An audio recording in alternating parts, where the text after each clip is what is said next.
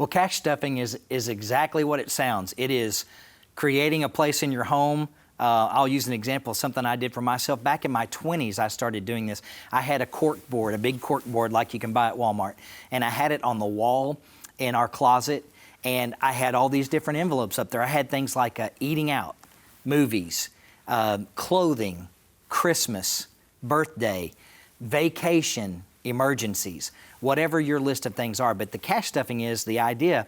You put money into those envelopes, and when you're out, you're out. Let me tell you how popular this is. Today's younger generation has really brought this back as a very popular concept. If you just look up cash or hashtag cash stuffing, there have been over 450 million views of that since May of 2022. So it's a big thing. Why has it become so popular? Well, think about it. The CPI index a month ago was 9.1%, consumer price index. It's 8.5% this month. Everything costs more. Think about gas, food, traveling, clothing. It's kind of insane how expensive things have gotten. So it's a real temptation to put things on a credit card or to reach into other accounts to pull the money out whenever you get low. Cash stuffing keeps you from doing that. You know exactly how much you've put back on a monthly basis, and like I said, if you go to a movie and you've used what's in the envelope, you can't go again until you put the money back in. So it's a very popular concept. Here are some pros and cons of cash stuffing. Pros. Credit card debt, I know I talk about it all the time, but it is so critically important. It's one of the number one things that causes problems in current lifestyle and in future in retirement planning. So one of the pros to cash stuffing keeps you from putting money on credit cards, okay? So it's currently estimated 30% of all Americans have up to $5,000 in credit card debt.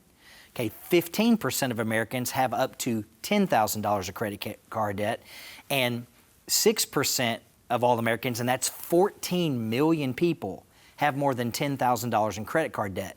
Well, why is it $10,000 doesn't seem like a big number? Why is that a big deal? It's a really big deal because most of the time when you have credit card debt, you're only paying the minimum balance.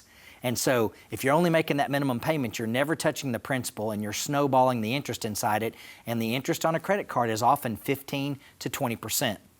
We want to avoid that. So one of the big pros to cash stuffing, you're only spending the money that you've got on hand. You're not going to use that credit card. You're not going to go steal from a savings account or a retirement account, which may have a penalty against it. That's a big pro. Here's one of the cons. Credit card can be a dual-edged sword. We need credit cards to build credit. So if you're only spending from a cash basis, then you're not building your credit. And it's important for home loans and car loans and your overall credit history. So we want to make sure that when you're using the credit card, you're not just making the minimum payment. You're always making the full payment and you're not paying any interest on it. So that's a way to avoid it.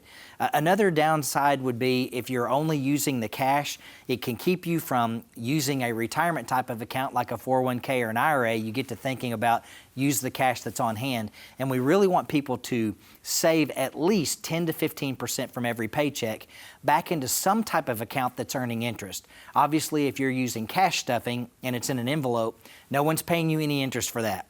And with the CPI as high as it is, 9.1 and 8.5% recently, we have got to beat inflation by making interest. So a con would be you're putting money aside and only using it on a cash basis, and that money that you have set aside is not earning any interest. We want to make sure that at least 10 to 15% of every ongoing paycheck is in an account like a 401k, maybe getting a free match, or an IRA, and it has the potential to have some good returns to offset inflation.